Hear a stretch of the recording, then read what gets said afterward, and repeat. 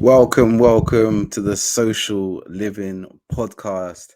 I am your host, Julian Green, and I have my co-host with me, Jamal Lawrence. How are we doing, Jam? Good man, good. Like I've just recovered from a cold, so I Yeah, feel I'm feeling better than I did the last few days. But yeah, yeah, not too bad, not too bad. that's good, man. That's what we How's like to things with hear. you? Yeah, not too bad, man. Been quite a stressful week, to be honest, but grinding through Mm. whatever. Had some good conversations as well, work-wise as well. So yeah, man, some things are brewing up in the background. Yeah, if anyone is listening to this and I haven't got back to them and they're thinking he's still podcasting but he's not responding to messages yet, I apologize. It's just priorities right now. I'm just I'm in different places and I'm just focusing on that in it. Mm. So yeah, man, that's what it is, man. That's what it is, man. But yeah, man, let's dive into it, man. This is we have a good episode today. But before we touch into the episode, let's kind of touch on what's been happening over the week. I feel like we still got a little bit of the aftermath of the Will Smith slap. That's still brewing. As again, those more opinions on that. But you mentioned just before we started another situation. I don't know if you want to just give the rundown and we just quickly touch on that.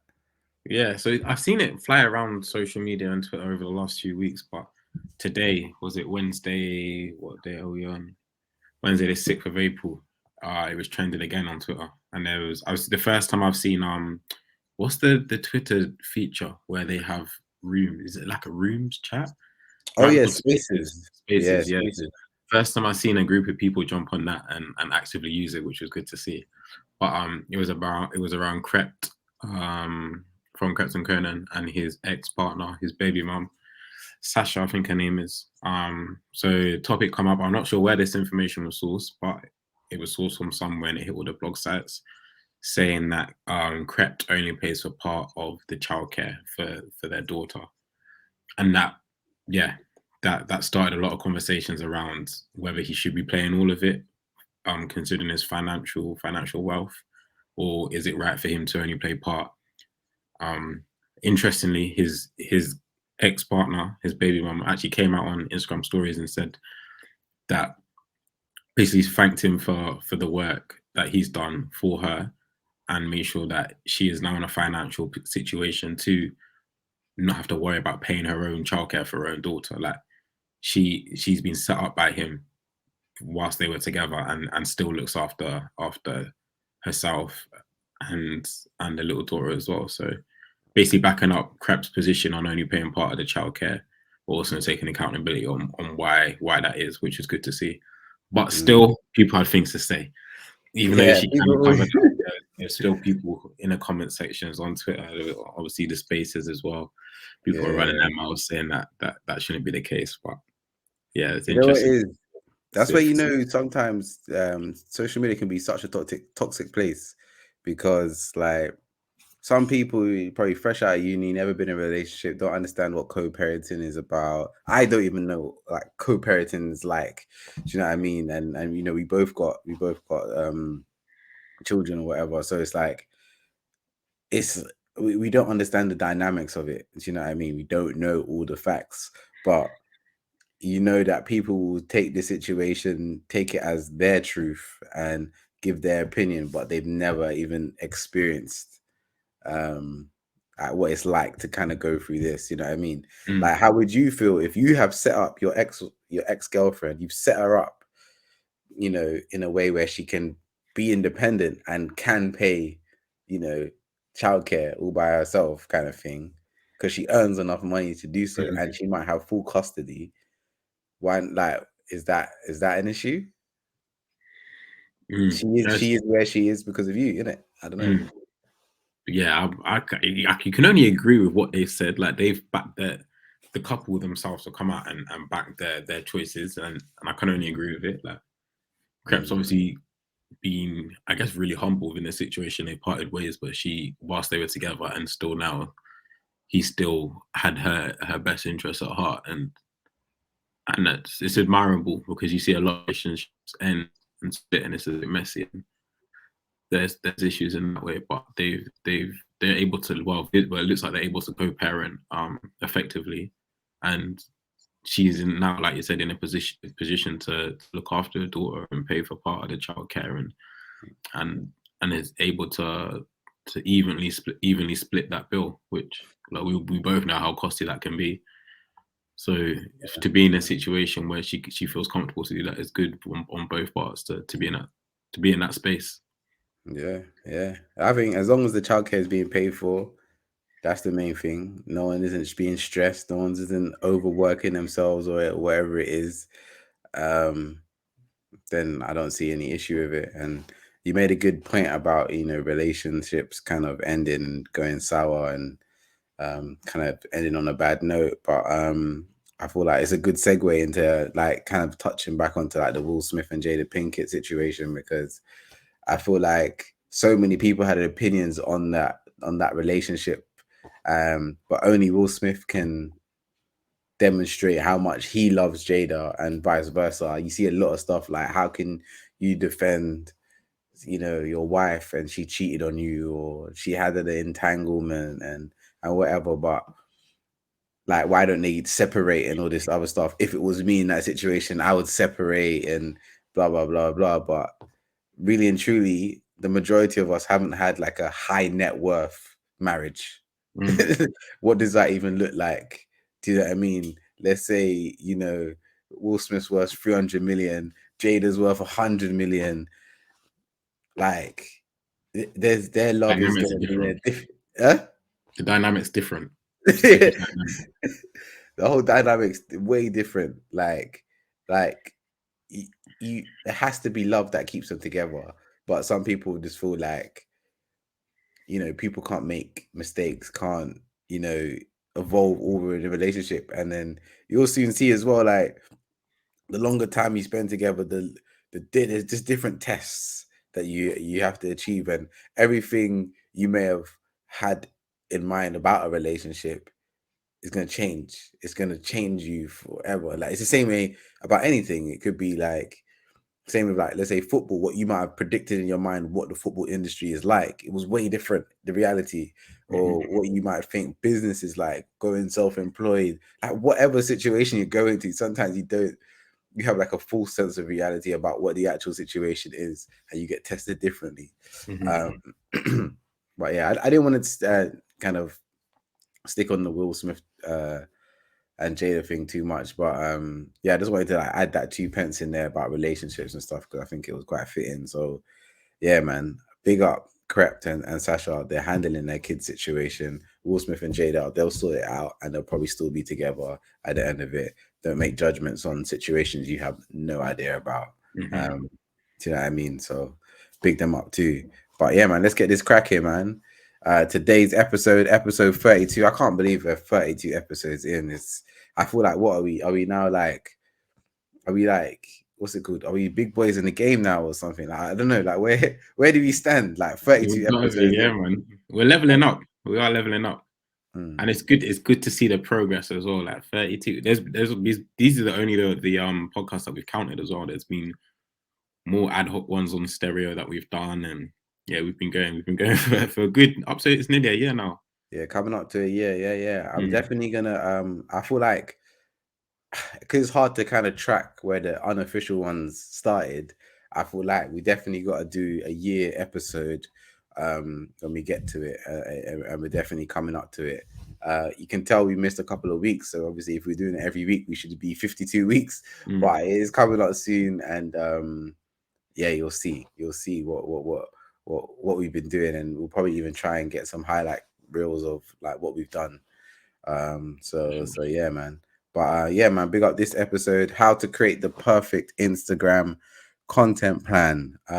This is off the back of what we were talking about last week, where we were discussing how to create or set up your business Instagram page, and we've done it and related it to our own for the podcast. So yeah, man, Jam, this is you. Take it away, man. Let's go. So yeah, it's a good segue into the content plan. The last episode, because it kind of laid the foundation into what your content plan will look like and what strategy you look to go after.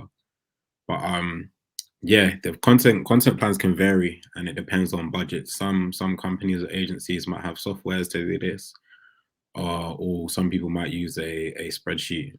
For me personally, I find spreadsheets easier to use, and I think whether you're a professional marketer and that's your job, and your agency has budgets to pay for a software, or you're starting new, you might be a startup, and you don't have the funds to fund software to make a content plan. Like, I think Excel just works for everyone, and it's capable to do that. But yeah, I'll share my screen now, and I'll show you what a foundation of a content plan can look like within Excel. So And even Excel, and also like Google Sheets is another one. Like Google Workspace is just a great place, especially when it comes to like teams and like, you know, giving people access, limiting the amount of people that can edit it, and everyone just being on the same page is so much easier. Sometimes with Excel spreadsheets, I've had it in the past where who's got the latest version, who's got the edited version, all this type of stuff. It's become super, super duper long. So yeah. yeah, I'm sure. definitely, that's a good point. To be fair, if you can have it in Google Sheets, it just makes it a lot easier having a working doc that is Yeah. updated as changes are put in. But, Yeah. yeah, it's good to see. Can you see my screen? Yeah, I can see it, man. That's good. Cool. Very, So very this is good. basically the foundation of what a content plan will look like, a monthly content plan. So obviously, we'll start from the top. Down the left hand side, we have different information about each post. So to start off with, we'd have the theme of it could be of the day, of the week, of the Could month. you just quickly zoom in? I just feel like if it's a little bit more zoomed in, you can Yeah, definitely how's get a that? bit, yeah, yeah, it's a lot better. Yeah, yeah. Cool. So yeah, as I was saying, you'd have different themes, whether it's weekly, daily, weekly, or monthly themes, which you can add in this top line here. So for us, we've added in different, I'd say, content pillars, which I can touch on now actually. So when doing your strategy, or when we've done our strategy in our last episode, we touched on different content types and different audiences we were looking to go after. And I guess this is where content pillars can come in handy, because it keeps you aligned to your strategy in terms of what you're looking to post and the frequency of it. So we've got highlight reels, pre-pod questions, post-pod assets, and memes, just to keep the audience engaged. And that's, I guess, that would be our strategy around the pod.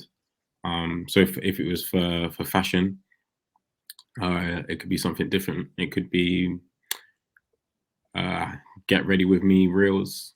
It might be campaign assets, influencer and UGC posts, and you could even just include memes in there if that's the strategy you want to go down.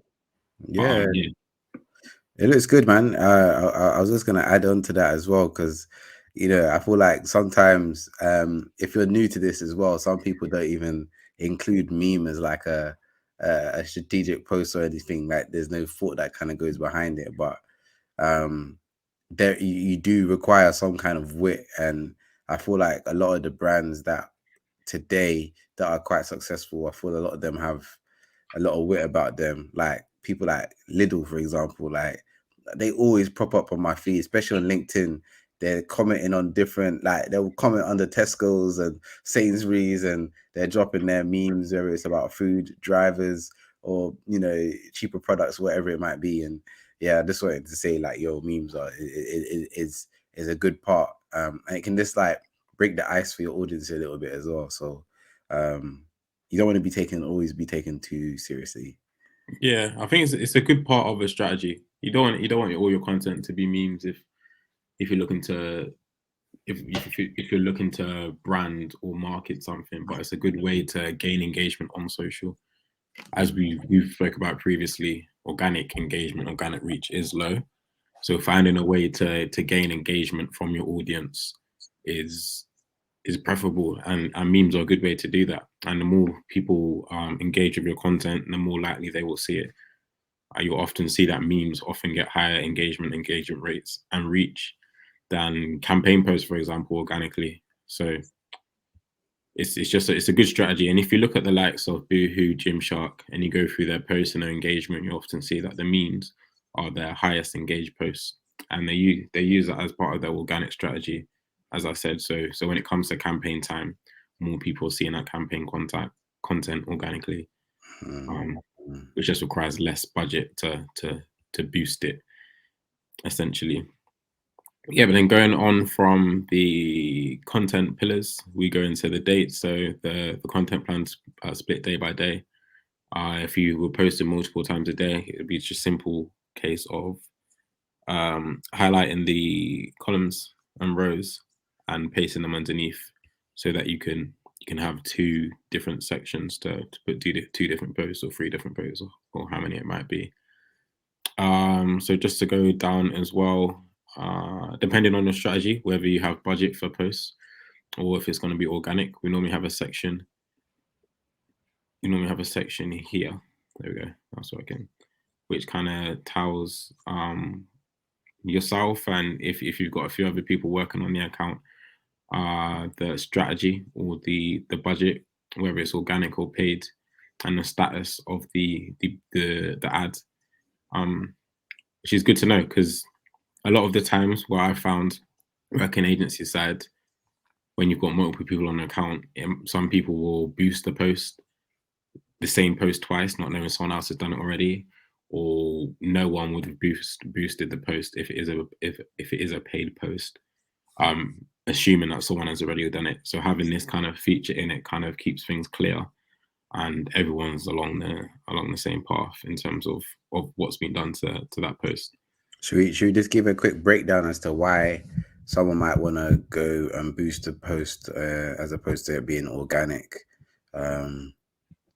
Quickly. So like, obviously, as you mentioned, organic can be quite low. I feel like you really need to understand like your audience or your industry at the same time. I've had like different clients have, like different industries. So it could be automotive, or it could be beauty. They have different kind of benchmarks when it comes to engagement. It really depends on the type of content and maybe how engaged you are with your own community. So that will definitely be a determining factor as to whether or not you're going to have good engagement or not. If you're just posting like just simple things that are not really engaging, it could just be a feed post, it could just be here's our event, or you're not sparking any conversation or anything like that, it's very less likely that your post is going to be very engaging. No matter how good quality a picture is or anything like that, the caption plays a big part, the picture or the video plays a big part. It needs to kind of trigger some kind of emotion to kind of spark some kind of engagement.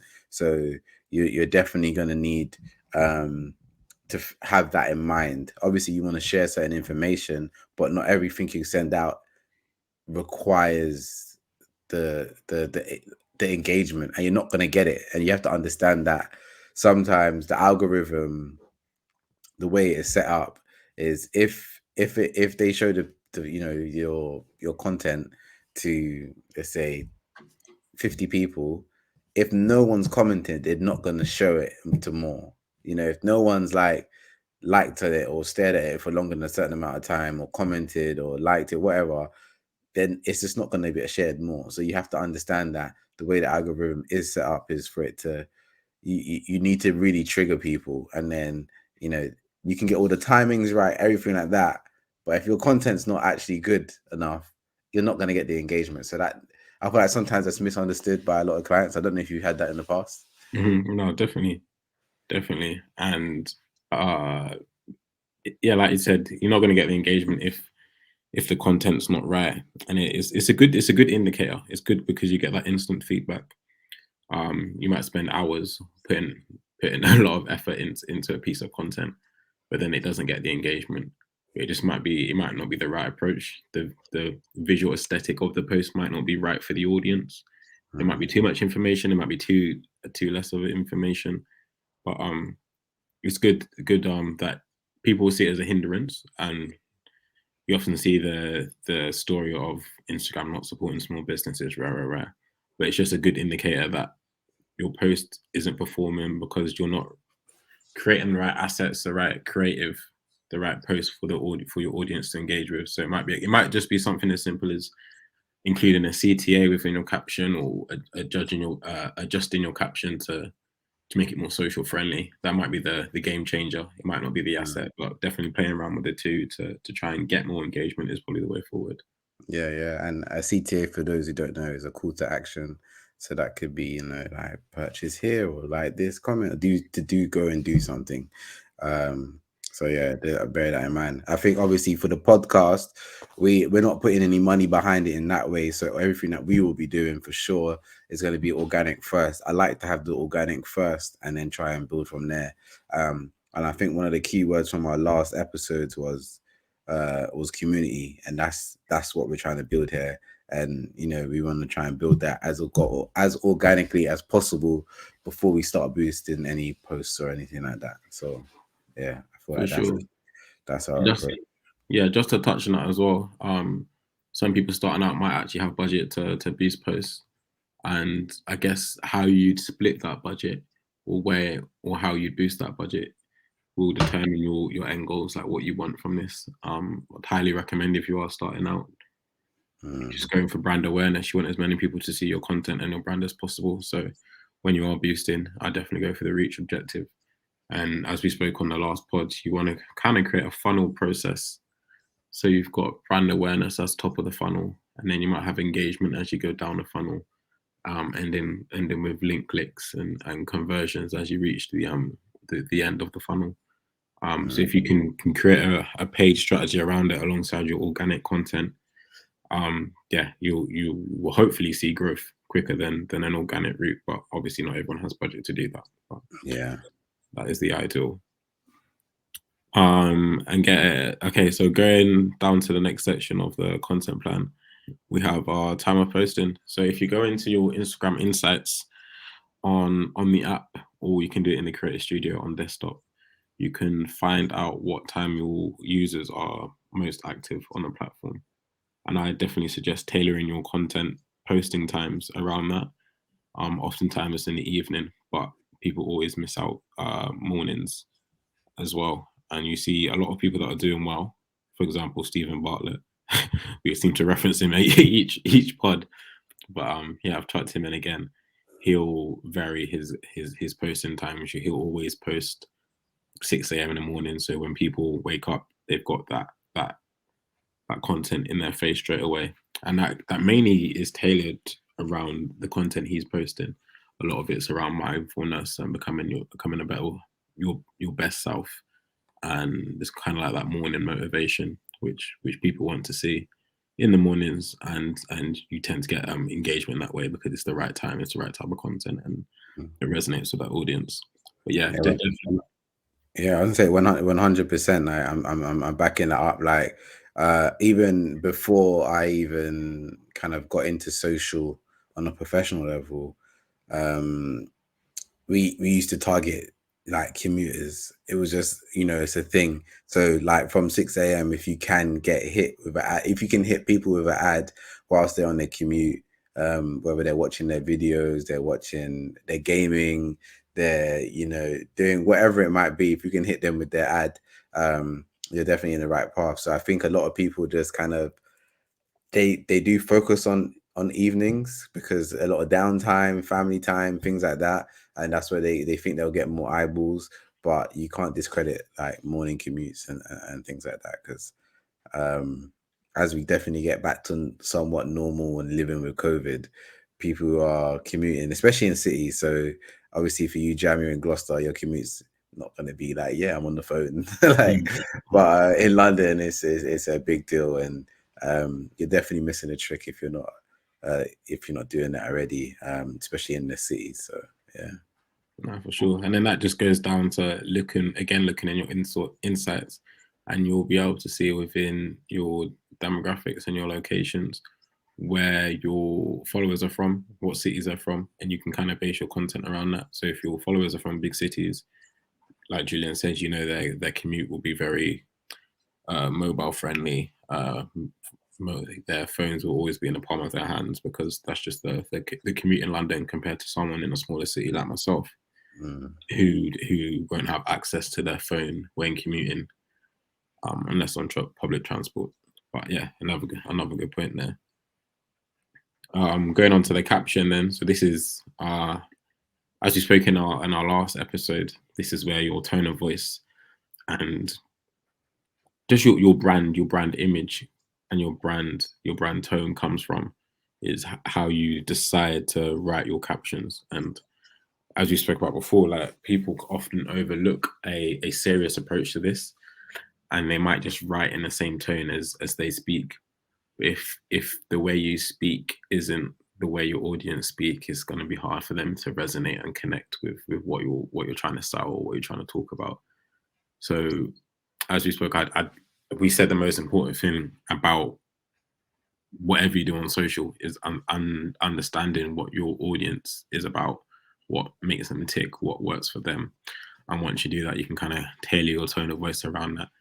And that's where you can start writing your captions, whether it's small, whether it's short form or long form, whether it includes emojis or not, punchy, more elegant. This is where you can kind of find out what works for you. And it may take a while to kind of get that right and get your tone of voice right. But it's definitely worth just trying different things and seeing what works, making sure you include CTAs. I guess an important tool which would probably be good to use is Grammarly. I swear by Grammarly, it saved me a lot of times when writing the copy, whether it's for blogs or captions. But it will pick up spelling mistakes, but it will also help tailor your content depending on the tone you set it. So if you want it to be a softer or relaxing tone, you can change that through Grammarly. Or if you want it to be formal and more educated, Grammarly can do that as well. So yeah, definitely a good tool to download as an extension onto your browser, because it will just help you tailor your content and give you a hand to kind of master that tone of voice. Wicked. Yeah, wicked. I'm actually not. I haven't used Grammarly. You swear by it, yeah? Yeah, no, it's good. It is good. I think I'm gonna definitely jump on that for sure. Yeah, you can. I use it as like a dictionary, like for spell check, a thesaurus if I wanna improve a word or dumb down a word if it's too formal.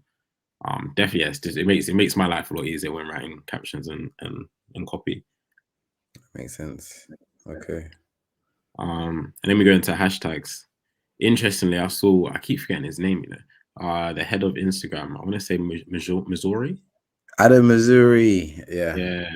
Yeah. Again, follow him if you are serious about this game and serious about IG, because he often drops a lot of gems that often go missed if you're not following him, or might get picked up from a lot of blog sites a few weeks later.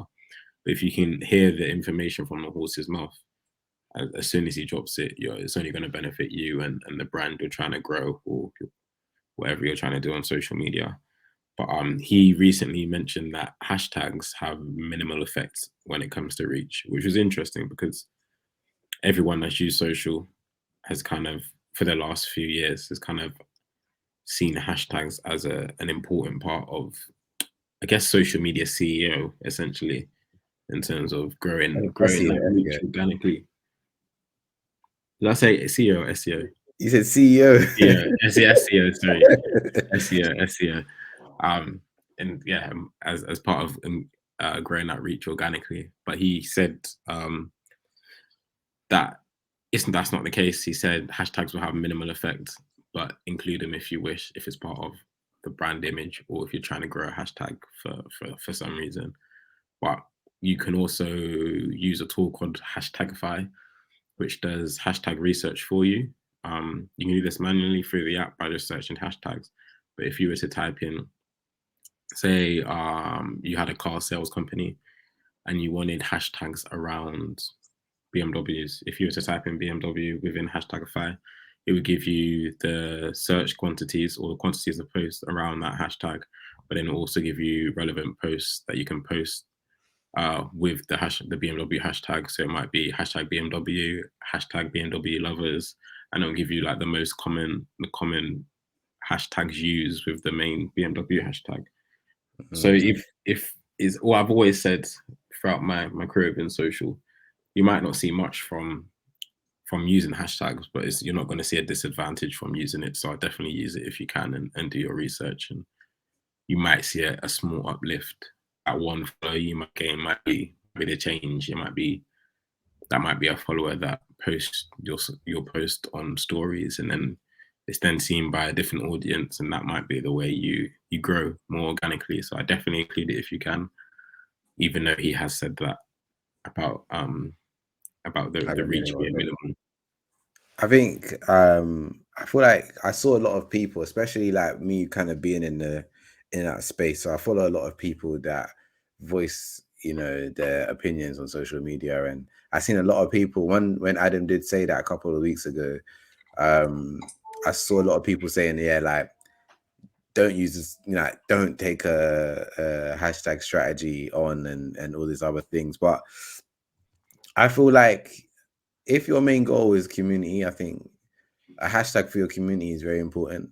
Like, obviously with brand image, I think it is also quite good as well, because if you've always kind of used hashtags in a certain way, you don't just like, just spam your hashtags all at the bottom kind of thing, and it's always kind of been part of your image. I feel like, yeah, continue to use them, and you'll probably keep gaining maybe a couple followers here and there, and that's about it. But when it comes to creating your own community, I think having a good hashtag is good, because someone can just type in your hashtag to see certain type of content that they want from you, and then that could just be associated with that kind of group of people, so that could start a conversation, and then you can see that conversation. It's almost like a Diet Coke Discord that a hashtag can be used for, if you know what I mean.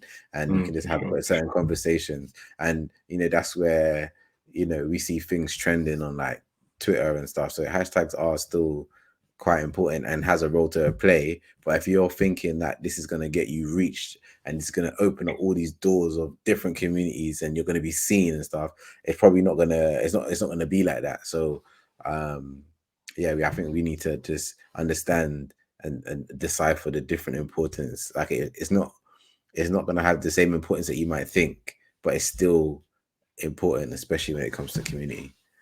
For sure. I guess next to touch on is probably carousel text. So depending on what asset you choose to go for, whether it's a single image asset or a carousel of images, or it might be a video or a reel. If you have chosen a carousel, there's normally text to go with it. If you are on Facebook, and that's often missed when going through Facebook or trying to research ads. Quick tool for ads, which I recommend anyone using, if it's whether you're looking at ads or just want to look at copy from competitors. If you go onto Facebook and then search ads library, you'll be able to see your competitors' ads or anyone's ad activity on the app. So definitely recommend that, just for people's own research. But often gets missed from a lot of brands and a lot of agencies. They forget to do that when looking at competitors. But yeah, so making sure your carousel has text on it when on Facebook, because that can go missed. And if you don't add it in, you'll either get the file name of the asset, or you might get the title of the product you've posted, which might not always add up. So definitely add in a carousel text. Yeah, you ever done that, Jam? Oh yeah, 100%. More than once. More than once. These are all these things that cut. Like, the reason why there's so much detail within this content plan is because of trial and error. Like, where people have messed up, or I've not done something and I've thought, okay, right, we need to add this in because this is a common theme. People are missing doing this or doing that. So yeah, that's the reason for the depth here. But they're just good reminders, whether you use it or not. You might not use carousels on Facebook, so it might not be relevant. But if you are, you've seen that as a little indication. You make sure you include it whenever you're using it. And for those who don't know what a carousel is, what are you saying? So carousel is I guess a slideshow of images that you can swipe left to right from to go through a collection of images you're looking to post. Yeah, you can post up to 10 pictures or videos in one kind of like slideshow. So yeah, Facebook and Instagram call it a carousel post, which are actually quite engaging. It's, I saw a stat not too long ago which mentioned it's still one of the best engaging formats on Instagram and Facebook. So For yeah, sure. For sure. And then going on to the next part, we've got the asset. So the asset, interestingly, when I first joined my first agency, I remember my manager asked me what an asset if I knew what an asset was. And I said, oh yeah, like a house, like stocks and shares. And she was like, no. And looking back, I think, why did I say that? That's a terrible answer. But yeah, interestingly, asset. And if you don't know, an asset is the creative you're using. So the post, the picture, the infographic, whatever it might be. yeah, I guess video, that's yeah. the professional term of that. So good to know, because I didn't when I first joined the agency. I started off at, and yeah, that was a funny moment for me. But yeah, this is where you can. I get that now with clients. To be fair, Mm, like I was talking to someone the other day, and I was like, "Oh, did you get the assets?" And he was like, "What are you talking about? mm, Like, what's that?" And I'm just like, yeah, you get the pictures, the videos, the everything. These are your assets that you need to post. Did you mm, get them all? Do you know what I mm, mean? But yeah, again, in the advertising world, that's common as well. So yeah, it is called assets. mm. And this is where you can add the link to the asset. So whether you're using it might be a Google post, it might be a post from a content manager tool that you might have. It might be a Google post from Google Photos, whether. Yeah, it could be Whether like Dropbox. Like, I know a lot of people yeah, use Dropbox. It could be you could put a WeTransfer link in there. Any kind of like file sharing or content sharing site. Uh, yeah, you can just put any link in there, and then everyone's on the same page. They know exactly what picture, video, or whatever it is to upload when it's time to schedule it or whatever. yeah, exactly that, exactly that. And then following on from that, you have the thumbnail. I think it's always good to visually see what the post is like, just for ease. You can also see how it will align across the week, and you can know what you've got going out over the week or for the month just by visually looking at the thumbnail, which is just makes life a lot easier. So you can add the thumbnail of the post within here. And for people that don't know what a thumbnail is, it's the cover image of an asset that you choose. If it's a video, or it might just be the image. If it is a single image asset. And then, so once you've added the thumbnail in, you can add in the links. So, uh, depending on the content type you're looking to post, or whether it's organic or paid, or on Facebook or on Twitter, obviously you can add links to Instagram feed posts because they're not clickable. But if it's stories or other platforms, you can add links in here so people can click within the caption or from the asset onto a landing page of your choice. So yeah, a good thing to add in here is obviously you want to be able to track these clicks and where they're coming from. So if you can use a UTM tool, which UTM. you know what, I actually don't know what UTM stands for, but it's used as like a reference for links. So when you click on the link, people can see the source of where it's come from. Yeah, So yeah, an yeah. example of a UTM, so you have www.apple.com as your link, and then you put that into the UTM generator, and you'd add in your own different custom fields. So that could be the source. So it might be social media, Instagram. You might say Instagram stories. You might want to add in a date. You want to add a bit of information about the product, but it just helps people track the user journey of Mm. that link.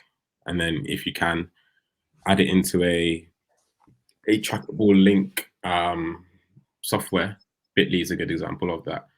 So you can see your data that link's pulling through. It's also good just to cross reference that against Facebook, because there's often discrepancies, and Google as well. Discrepancies with Facebook, because Facebook will class a link just by someone clicking on the link, even if they haven't actually landed on the profile. But going through Bitly, a link click is when someone has actually landed on the page. So you're getting a better quality data pool that way. Yeah. And then the benefit of a lot of social media platforms at the moment is product tags. So in addition to the links, you can add in a product tag to the post, whether that's in a caption on Instagram, which you can do now, or within a post. People can click straight on the item they're seeing, or whatever it might be, and go straight to the product page, whether it's in the app, so within Instagram shopping, or external onto your website, which is it's been a good tool for a lot of people, and people have seen a lot better conversions through Instagram feed posts because of that. So if you can setting up an Instagram shop and allowing product tags, it will only help the user journey, and it will limit that friction for someone typing in your website and trying to find a product. Yeah. I think like it's I think we touched on this before with I think probably last year at some point where we touched on like Instagram kind of becoming like an e-commerce platform, and this is definitely something that you should take advantage of.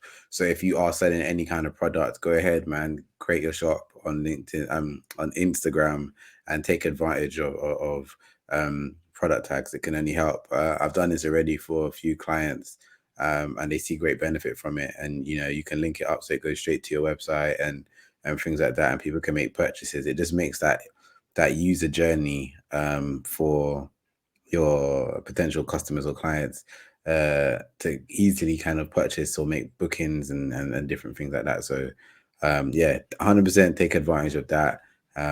It's a really good tool.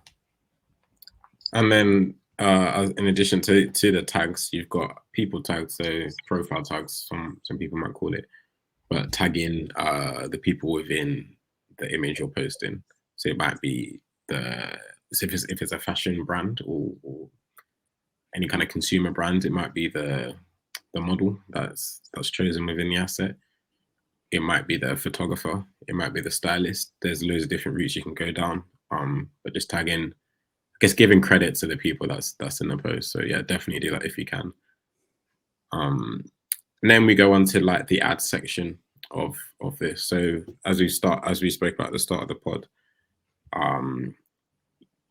at the top here, you're able to choose what strategy you're going for, whether it's organic or paid in terms of the selected post.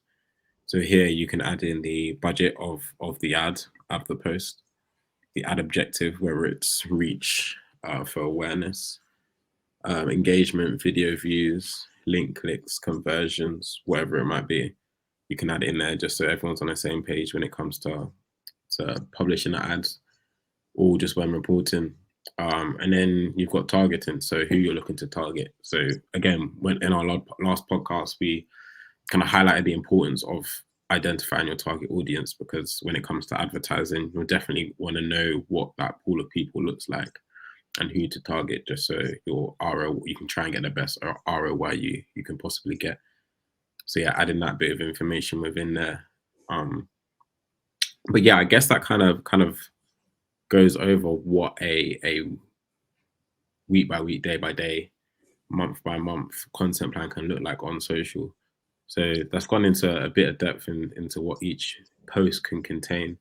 And then at the bottom here, we have different tabs that kind of go over the different features or different platforms that you might be posting on. So you'd have the same thing for Instagram and Facebook stories. You've got IG Reels, Facebook, TikTok, Twitter, YouTube, whatever platform you're on. You can apply the same, I guess, structure to your post through there. I think what we should also do, I feel like for anybody who does want access to something like this, what we can do is we'll probably do a post about it on our Instagram, and you can gain access to this to something like this, or a document like this as a template, sponsored by the Social Living Podcast. And we can hand it out to anyone who kind of just signs up with an email address and name or something like that. So if you do want something like this, when that is ready, we'll put a link in the description of this video on YouTube. Again, if you're listening to this on Spotify or Amazon Music, Google Podcasts, or anything like that, just head over to YouTube and you'll be able to gain access to this, or just head over to our social media, well, Instagram, once that's all ready and set up. For sure. Yeah. I'll start sharing my screen now. But yeah, hopefully that gives just people a good look into what a content plan can look like on social across different platforms, and I guess the level of detail it can go into as well. Yeah. Yeah, just a good foundation for most brands, businesses, or whatever you're into, just to work as a reference point in terms of getting that content right, making sure everyone's aligned, and just makes that whole process a lot smoother. Yeah, man, it was brilliant. I feel like it was very in depth. I feel like what we might want to do is when we drop our one, we might give them a few examples and pop them inside there, so you know what to kind of fill out. But it gives you a good insight, and this is what agencies are using today. So why not, gain access to this, whether whether you have a social media strategy or not. I feel like this is a great place to kind of learn about, what it takes to kind of create a content plan. There's a lot of people who just kind of just post on a whim. They don't do any of this stuff, and it's just like ad hoc, how am I just going to post? I'm going to boost this one. This is not working or whatever. But having a plan, especially when it comes to having a team, managing with bigger budgets and things like that, you need to have certain processes in place, and something so simple as a Google Doc sheet is so important. I've just seen it in the past where people don't even have this stuff. I remember when I first started, I didn't have.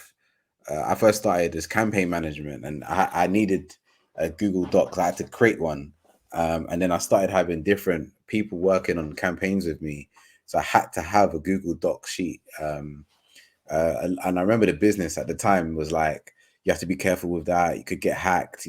Other people gaining access to your thing, but lo and behold, like, everyone does it now. You know what I mean? Like, you need it as long as everyone's got the same URL.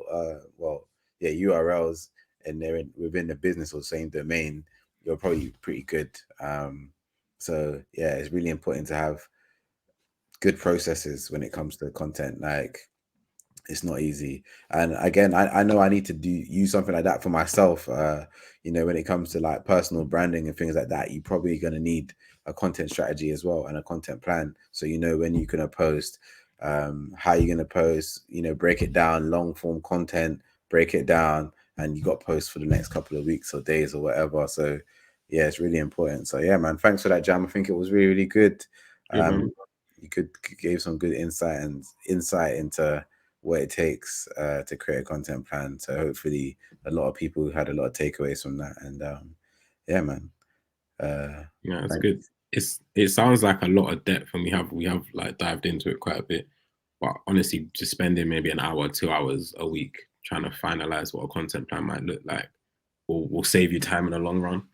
Because I've been there as well, where you're doing posts day by day, very ad hoc, and sometimes you might not have the right asset, or you might not have time to write a caption or whatever it might be. But just spending time at the start of the week or the end of the week to kind of highlight what your week looks like, what your month might look like if you've got time, just makes things a lot easier, and you can focus on other projects if you have the time. So yeah, no, it's good, man. It's good. And out of curiosity, does Treats by T, does she use something similar to this? Nah, she doesn't. She does. Yeah, she does. She is quite reactive, very ad hoc. But we've spoken about how like a content plan would be beneficial and will help her tailor her content. She wouldn't feel like she's on social media constantly, because she's got. You didn't mention scheduling tools, but you can use scheduling tools to kind of post things for you. So once you've got your content done and you feel like you're in a good place to post it, just adding the assets, links, and captions into a scheduling tool, and it will just automatically post it for you. So again, another benefit of that. Yeah, you still have to be wary of that as well. Like, obviously, you did touch on Creator Studio. So Creator Studio is Facebook's kind of scheduling tool, which was amazing. So I think that took a lot of users away from apps like Later and things like that. Ever since that came out, it was amazing for me. I schedule like 4 to 5 different accounts, the content on there, and I just use that to schedule, and it's so easy. So highly recommend it. But what else you might have to check is you might have a post ready for Facebook and Instagram, but it only posted on one, and sometimes you just got to double check and be wary of the scheduling, the scheduling tool itself. Sometimes it doesn't always work.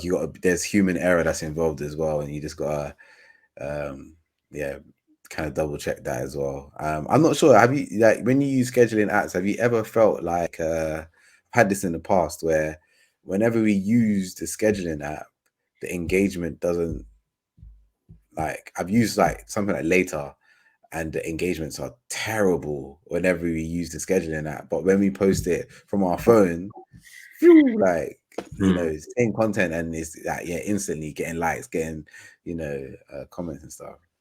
In the past, like when I was agency side, yeah, but I guess I haven't worked like that for a good few years now, so I don't know what the effect would be now. But yeah, in the past, I definitely saw that Yeah, using external platforms like yeah. Later and Hootsuite, it's often kind of like hindered your reach.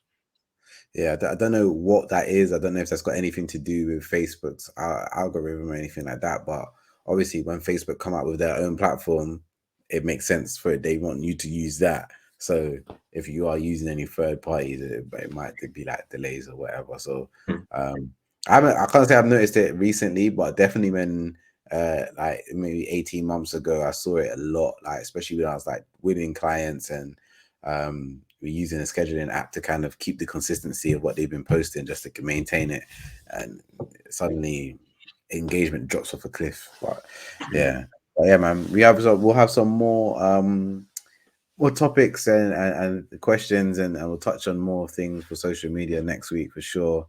But yeah, I'm happy to wrap it up there.